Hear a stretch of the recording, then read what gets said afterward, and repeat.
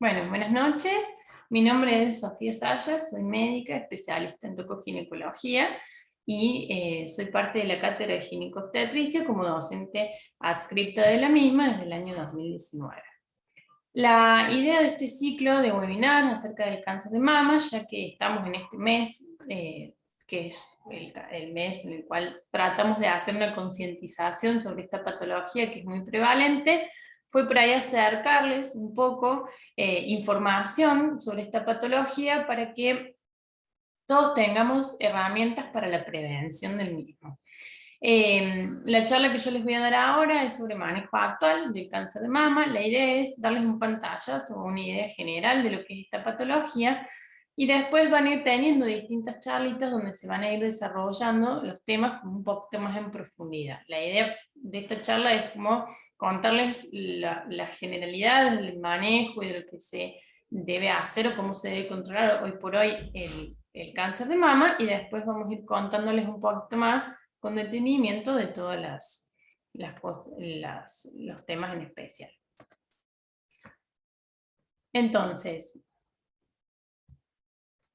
¿qué es lo que podemos o cómo podemos definir el cáncer de mama? Me pareció importante por ahí contarles qué es el cáncer de mama y que sepan qué es la transformación maligna. Nosotros en la glándula mamaria tenemos o está formada por distintos sistemas o unidades que se llaman ductos lobulillares.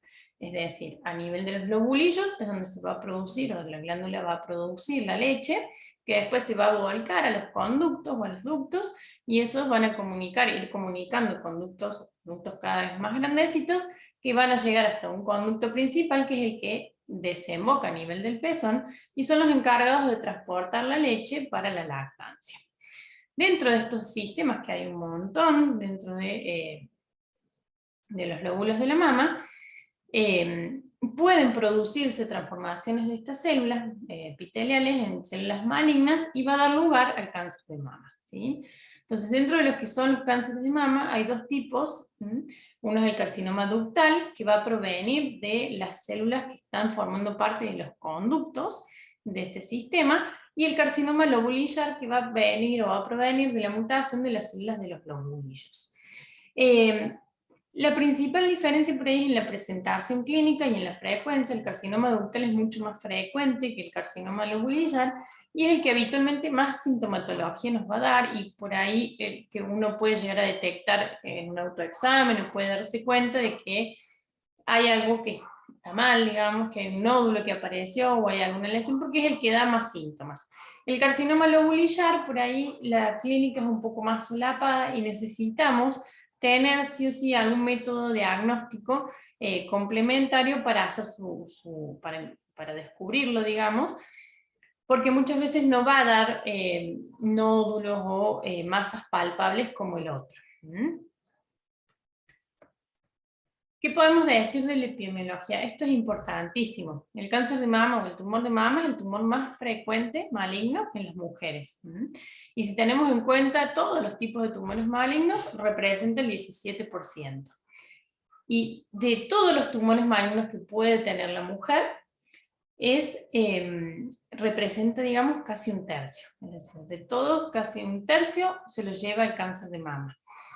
Y es una de las causas también más frecuentes de mortalidad en las mujeres por enfermedades no transmisibles, ¿sí? Entonces, es muy alta la tasa de incidencia que hay, de prevalencia, por eso es que es tan importante realizar buenos controles y buen diagnóstico temprano. Algo muy importante que yo les quería contar, les quería aclarar: uno muchas veces cree que porque tiene algún familiar, a veces incluso lejano, que tenía un cáncer de mama, uno ya tiene un riesgo aumentado de cáncer de mama. Y esto no es así. El 75-80% de los cánceres mamarios son al azar, es decir, no tiene nada que ver, e incluso si se da dentro de la misma familia, no quiere decir que vaya a ser un cáncer de mama hereditario. Esto simplemente se da al azar por una cuestión de mutaciones a nivel de las células que yo les contaba al principio. En un 15% aproximadamente hay una historia familiar, es decir, hay algunas mutaciones en esa familia que la predisponen a que tenga mayor probabilidad de tener lesiones tumorales, ¿sí? no solamente el cáncer de mama, sino de varios grupos de lesiones que por ahí comparten ciertos factores o características de desarrollo, entonces por ahí al tener mutaciones en ciertos puntos o en ciertos factores puede ser que sea más frecuente. Y lo que nosotros llamamos habitualmente carcinoma hereditario solamente representa el 5 al 10% de todos los cánceres de mama. ¿Y en qué nos basamos en este factor hereditario? Esto habla de que en esa familia, en esas mujeres, también en esos hombres de esa familia, puede haber una mutación genética puntual. ¿En dónde? En dos genes, el BRCA1 y el BRCA2, o habitualmente uno le dice los BRCA. Esto seguramente lo han escuchado hablar, fue un caso muy común cuando Angelina Jolie descubre que tiene una de estas mutaciones, que decide hacer un tratamiento preventivo. Bueno, en este caso se ha demostrado que hay mutación puntual en esa familia de estos dos genes que yo les digo, o uno o del otro, que ha demostrado este gen que el hecho de tenerlo es un riesgo aumentado para el desarrollo, no solamente del cáncer de mama, sino que también del cáncer de colon, de próstata, melanomas y un grupo, digamos, de cáncer. Entonces, en este grupo o en esta familia que uno tenga esta mutación genética, se justifica por ahí hacer un control más estricto. Como yo les digo, la mayoría de los cánceres de mama que vamos a encontrar van a ser totalmente hereditarios. ¿Cuándo yo puedo sospechar, al azar, cuándo yo puedo sospechar que sea algo hereditario? Cuando tengo cánceres de mama de presentación por ahí muy agresiva, cuando son presentaciones en pacientes jóvenes, cuando vienen asociados a otros cánceres como por ejemplo el cáncer de colon o el cáncer de ovario, cuando yo tengo una mamá, una abuela y una hija, todas por cáncer de mama, eso es muy probable que tenga algún factor, algún gen mutado. En ese caso, ¿qué es lo que se recomienda? Siempre estudiar a la paciente que está padeciendo la lesión, y si ahí hay una mutación, después se podrá estudiar el grupo familiar. Y esta frase, 1 de cada 8 mujeres tendrá cáncer de mama, esto es una frase que todo el mundo lo conoce, siempre y cuando tengamos en cuenta la longevidad de las mujeres, es decir, de 8 mujeres que lleguen a los 80 años, una va a padecer cáncer de mama. Esto es así, está demostrado, entonces es importante que uno haga el control para la prevención de esta patología. Dentro de estos tenemos factores de riesgo para esta patología, en los que algunos los vamos a poder modificar y otros no, ¿sí? El sexo no podemos cambiar, que somos mujeres y eso nos aumenta el riesgo. La edad lamentablemente tampoco le vamos a poder cambiar, a medida que van pasando los años vamos a tener más riesgo. La exposición a estrógenos o progesterona, si es exógeno que yo lo aporto, lo voy a poder modificar. Ahora, si yo tuve una menarca, es decir, la primera menstruación temprana, o una menopausia tardía, o no tuve hijos, o el primero lo tuve después de los 35 años, esa exposición al estrógeno en realidad no va a ser un factor de riesgo modificable. Lo mismo que si yo tuve cáncer de mama en la mama, ya me va a predisponer o me va a aumentar el riesgo para la otra mama, tampoco lo puedo modificar. Tampoco si tengo alguna mutación genética o si hay alguna cuestión hereditaria familiar. Si mis mamas son densas, es decir, se ha demostrado que la densidad mamaria es un factor de riesgo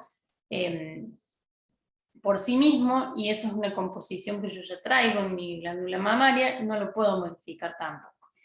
Lo mismo que las lesiones de potencial maligno, hay ciertas patologías que no son o sea, no son malignas, pero sientan una base en la cual puede desarrollarse una patología maligna después.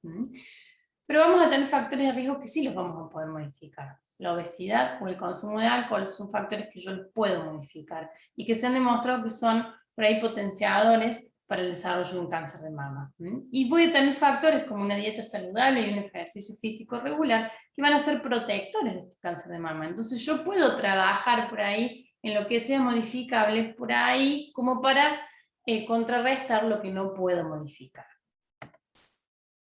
Con respecto a la prevención del cáncer de mama, tenemos que saber que nosotros podemos hacer una prevención primaria, trabajando prevención primaria, entenderlo siempre como todo lo que yo pueda hacer para evitar que se inicie la enfermedad. Por más temprana que sea, una vez que esté iniciada, yo ya llego tarde para una prevención primaria. Entonces, todo lo que yo pueda hacer para evitar tener un cáncer de mama, lo voy a considerar una prevención primaria. el estilo de vida, no tener obesidad, la dieta, el consumo bajo de alcohol, no agregarle terapia de reemplazo hormonal, por lo menos no más del tiempo que está permitido y en edades que sean adecuadas, el ejercicio físico regular. Todo esto por ahí me van a ayudar a contrarrestar, como yo les decía previamente, lo que tenga de base como aumento, un factor de riesgo. Una vez que empieza la enfermedad, yo voy a tener dos fases, una fase presintomática y una fase sintomática. La presintomática es aquella en la que yo no voy a sentir, no voy a palpar, no voy a encontrar nada. Y aquí entra en juego la mamografía, que es un estudio que salva vidas, ¿tá? Porque nos va a permitir detectar lesiones muy tempranas, cuando no lo son de manera detectable, digamos, de manera clínica, y es acá donde me va a poder permitir hacer un tratamiento mucho más precoz, mucho más temprano, y que yo voy a tener tasas de curación mucho más altas. Y acá voy a poder actuar un poquito con la prevención secundaria. Cuando yo ya paso a tener síntomas, cuando yo ya tengo alguna alteración de mi mama y paso a una fase sintomática, ya estoy en el tratamiento, no puedo hacer ningún tipo de prevención.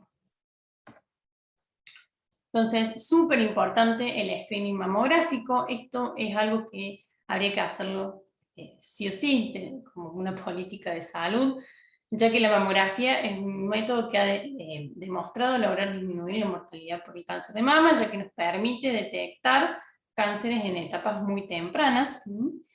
Si bien no hay guías a nivel país que digan cómo debería ser el screening, lo que recomienda la Sociedad Argentina de Mastología es realizar una mamografía de base a los 35 años y a partir de los 40 realizar una mamografía anual. ¿Qué se recomienda si yo tengo algún familiar cercano de primero o segundo grado que haya tenido un cáncer de mama de edades tempranas, de 40 o menos años, iniciar mis controles 5 años antes? Es decir, si yo tuve un familiar que tuvo cáncer de mama a los 40 años, en vez de empezar mis mamografías anuales a los 40, las voy a iniciar a los 35 años. Hay otros dos estudios, como la ecomamaria o la resonancia magnética, que ya después se los van a contar un poquito más en otras charlas, pero que son métodos complementarios a este screening, que en algunos pacientes será necesario realizarlo como parte del screening mamario y en otras no. Que obviamente eso lo va a decidir puntualmente ante el factor de riesgo el médico, pero lo que uno tiene que tomar, digamos, como conducta es anualmente hacer la mamografía. Y no solamente hacerla, llevarla a que el médico la controle, porque muchas veces pasa que uno va a hacer el estudio y llega hasta ahí, y después el médico no controla. Entonces es siempre importante terminar todo el estudio. ¿Y hasta cuándo voy a hacer mis mamografías? Hasta que se demuestre que la sobrevida del paciente, ¿sí? Justifica la realización del estudio. Es decir, si yo tengo una mujer que ya tiene 96 años, que tiene otras patologías de base, que me van a hacer que si yo le hago un diagnóstico de alguna lesión mamaria, no la vaya a poder tratar porque seguramente tiene más riesgo por sus patologías de base, probablemente yo ya pueda suspender sus mamografías. Pero mientras yo esté frente a una mujer en la cual tenga una vida totalmente saludable y si aparece alguna lesión yo la pueda tratar y ella pueda curarse y no afecte en su sobrevida posterior, deben seguir haciéndose las mamografías. No hay una edad tope para hacerse las mamografías. Y si tenemos en cuenta esto de que yo les decía que a los 80 años una de cada 8 va a tener, esto me está hablando de que mientras más tiempo yo tenga, más edad yo tenga, más probabilidad de tener un cáncer de mama. Entonces, con más razón, no dejar de hacer el screening si la mujer tiene una sobrevida mayor a lo que va a darle la lesión, ¿sí? Con respecto al autoexamen mamario, yo se los puse y me parece algo importante que lo realicen. Ya les voy a contar un poquito de qué se trata, pero siempre saber que cuando ustedes ya palpan una lesión es porque es una lesión que ya está en el periodo sintomático. Y la sensibilidad por ahí que puede tener uno sin tener la experiencia en la palpación, ya nos habla de que si lo palpamos es porque una lesión de un tamaño bastante considerable. Entonces, esto es una ayuda más, porque por ahí puede haber ciertos síntomas como la secreción por el pezón que sean un poco más tempranos y yo lo pueda detectar. Pero esto de ninguna manera reemplaza a la mamografía. En mi screening mamográfico no puede faltar. Entonces, ¿cómo lo hacemos? El primer paso siempre frente al espejo para observarme que no haya retracciones de la piel, que el pezón no esté retraído, elevo los brazos, los llevo hacia el frente, inclino el torso. ¿Esto qué va a hacer? Que si hay alguna lesión y está traccionando la piel, a hacer estos movimientos musculares, se van a poner en evidencia las retracciones. El segundo paso es acostarse. Primero, siempre buscar que la mama quede apoyada en un plano óseo, para que haya cierta zona de dureza por debajo, para que me haga, digamos, que yo pueda presionar. Primero hacemos un examen más superficial, y después, en sentido de las agujas del reloj, cuadrante por cuadrante, vamos revisando para ver que no sintamos nada. Por último, nos vamos a llegar a la zona del areola y el pezón, palpamos por esa zona, y lo que debemos terminar de hacer es presionar a nivel del pezón para ver que no salga ninguna secreción. Y por último, lo que vamos a hacer es palpar la axila para ver si no hay algún ganglio. No asustarse con los ganglios axilares son muy frecuentes, es muy raro que vaya a haber una lesión ganglionar si no hay una lesión mamaria, entonces, por lo menos que vaya a ser una lesión maligna, digamos. Entonces, no asustarse, porque si tengo alguna infección en cualquier otra parte del cuerpo, puedo tener ganglios axilares positivos, y no quiere decir que sean malignos. Entonces, ¿a qué le tengo que prestar atención por ahí? Si yo me veo, si tengo algún nódulo, si veo que me empieza a crecer vascularización, si hay erosiones, si muchas veces los tumores ya crecen demasiado y empiezan a lastimar la piel, si hay enrojecimiento, si veo que me queda la piel como un color anaranjado y como una piel de naranja, ¿sí? Si hay una mama que esté más grande que la otra, si hay un pezón que esté retraído o hundido, si algún pezón de repente empieza como a tomar otra dirección, si están enduradas, es decir, si están duras, si yo presiono y aparece una secreción sanguínea, todas estas cosas o estos síntomas tienen que alertarnos, y por más que uno haya hecho su control anual, si aparece algo que le llame la atención, justifica que vuelvan a hacer su control. Y si no lo hicieron, con más razón que realicen su screening mamográfico o su screening ginecológico anual. Con respecto al tratamiento, 2 palabritas nada más. Decirles que el cáncer de mama, si está diagnosticado a tiempo, es tratable y en muchos casos es curable, ¿sí? Y que vamos a tener un montón de opciones, como lo van a ver más adelante, de tratamientos.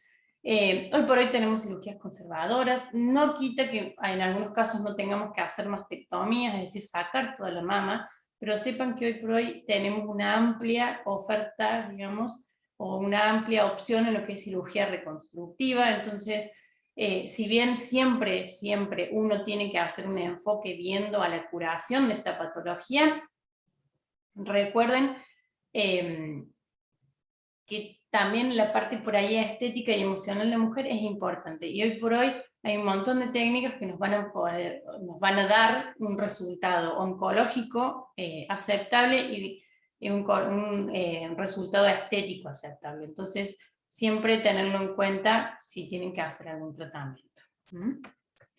Bueno, muchas gracias, espero que les haya gustado la charla, y a cuidarse, ¿sí? Siempre prevenir es mejor que curar, así que tener esto en cuenta y no dejar de hacer el screening anual y el control anual ginecológico.